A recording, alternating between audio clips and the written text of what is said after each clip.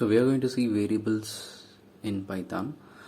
For seeing those things, we are going to go to Python console. If the Python console option is not found there, you can go to the down menu and you can click the Python console. So what is variable? Variable is nothing but a name given to the memory location to store the value.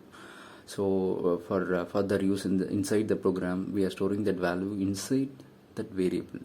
Variable is nothing but a name given to a memory location. So how we are going to create a variable in Python? Like while clicking this Python console, it asked for allow access, just give and just maximize this window. And I'm going to create a variable which is named as age. So you just type age equal to 30. So sorry, 20. So after entering this, if you just type age again, you will be given the output of age. So it's simple, like age is equal to 20 means we are getting that output 20. It is a number thing. Now I'm going to demonstrate how we can get some string. So I'm getting like my name is equal to double quotes stack, and while printing the name, you'll be getting that stack. So now, how about getting that age of 3 different peoples? Let me say, for example, I'm going to get the age of 3 different people. Means what I will do is in other programs, I'll type each variable, separate variables for separate names. For example, Raj is taking an age of say 15 or 10, and Kumar has an age of 20, and then Sam is having an age of 30. In that way, I will be typing. So to take the print output, like I will be giving the Raj, Kumar and Sam in that way. So it will be printing the variable output, just 10, 20 and 30 in that way.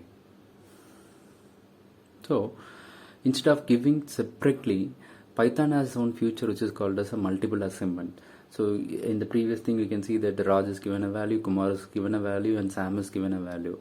In Python, there is a feature which is called as a multiple assignment, where we can give the value like this: Raj, Kumar, Sam is equal to 10, 20, 30, whatever the value that we need.